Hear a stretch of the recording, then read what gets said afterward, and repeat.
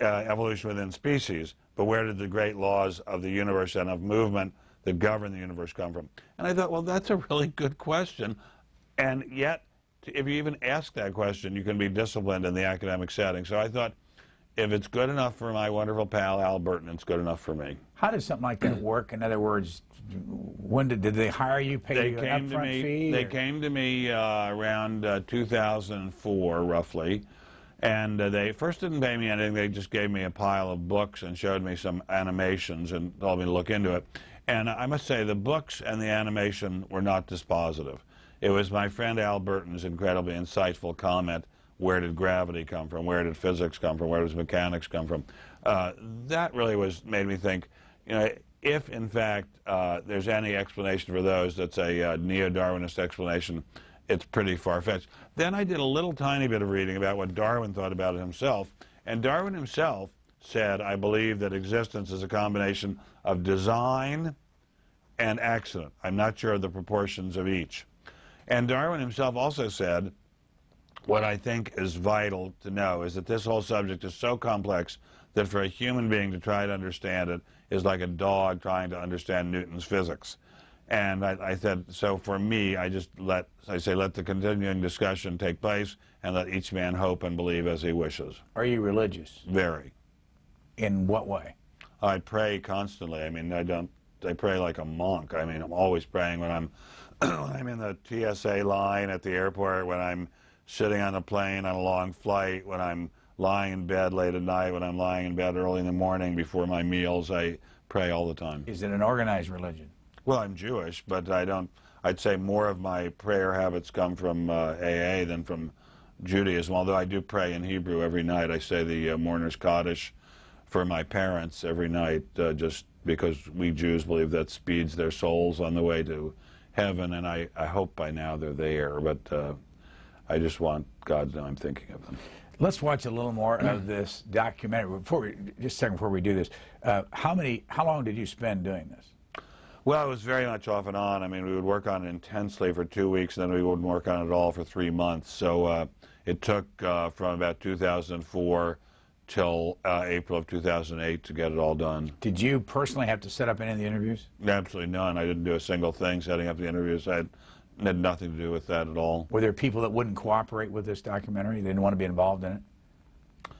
One or two, I was told, but I never dealt with them, so I don't know. Let's watch some.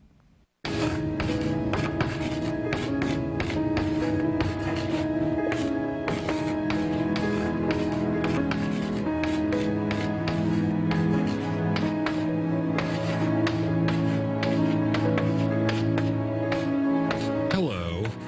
You're probably wondering what I'm doing here.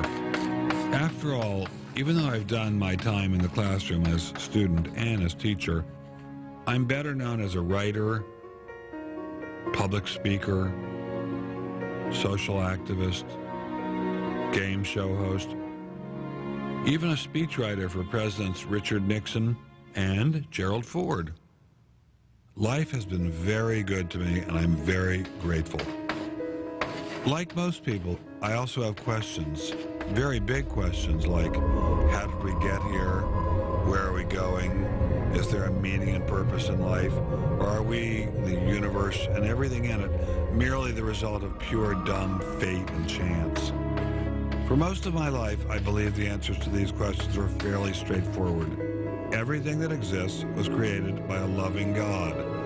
That includes rocks, trees, animals, people, really everything. All along, I've been well aware that other people, very smart people, believe otherwise. Rather than God's handiwork, they see the universe as the product of random particle collisions and chemical reactions. And rather than regard humankind as carrying the spark of the divine, they believe we're nothing more than mud animated by lightning. Somehow, that mud found a way to grow, reproduce, swim, crawl, breathe, walk, and eventually think. I have no problem if people want to believe that sort of thing. After all, we believe in a free society. This isn't Nazi Germany.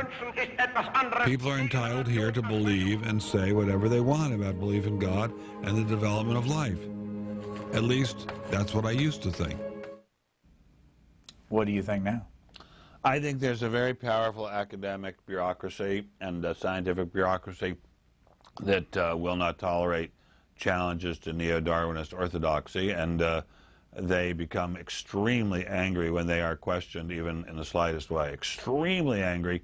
The venomous response I got to this movie was almost beyond belief, but from some of these people.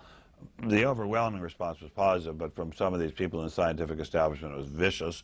And I think people in the academic establishment get mistreated if they try, not always, but often, if they try to challenge the neo-Darwinist orthodoxy. But you survived all this. Well, I'm not an academic. I don't have to earn my living as an academic. I don't depend upon having tenure. Could you not go back to a university setting based on what your views are, do you think? Well, I wouldn't be in the science department anyway. I mean, I make no claims whatsoever to being a scientist. I interviewed scientists and I read a little tiny bit about the subject, but I wouldn't be in a science faculty no matter what. Do you dismiss the scientist view of this, or just you don't like their attitude? No, I don't dismiss it at all. I think that, as I said in this trailer, there's some incredibly smart people here who think that neo-Darwinist orthodoxy explains everything, and they're very, very smart people. But as I say, when I say to them, well, then how did life begin? Where did gravity come from? Where did lightning striking a mud puddle created the first cell? Okay, where did the lightning come from? Where did the mud come from? Who created matter? And they say, well, it isn't a who created it. It just happened to get created. Well, how did it just happen to get created? How did the cell get to have hundreds of thousands of moving parts, each of which fit together perfectly and have to repair each other, reproduce each other? How did that happen? I mean, it's like saying that a powerful windstorm passed over a junkyard, and when the windstorm was gone, there was a fully functional Boeing 777. I mean, that's how far-fetched it seems. In your book, you talk about students, you talk about the classroom, you talk about history and how it's taught. Let me read a little bit. It said, instead, students today are often taught that Marxism, author of more misery than any other system in man's history, is a legitimate, if not superior, way to organize society. They're taught that state ownership is a legitimate way to eliminate racism and gender bias, instead of being just another way to facilitate the domination of many by the few. They're taught that our own society is a cesspool of racism, oppression, and colonialism. If anyone should happen to be so out of step as to praise America, that is condemned as triumphalism and exceptionalism. Now, if teachers were sitting here, they would say that's a bunch of baloney. We don't teach that. Well, with the greatest respect, I give a lot of speeches at colleges and universities. I very often talk to the students. In fact, I always talk to the students, and they say they are taught that. And we got a number of college catalogs and went through them, and were shocked at what we saw, especially the Brown college catalog, which is just hilarious. I mean, I respectfully ask anyone who has a moment to read the section of the book that deals with the Brown University College catalog. And by the way, I love Brown. I spoke at Brown maybe 5 or 6 years ago, and they gave me a very cheerful reception, but the stuff that's in their catalog is stunning.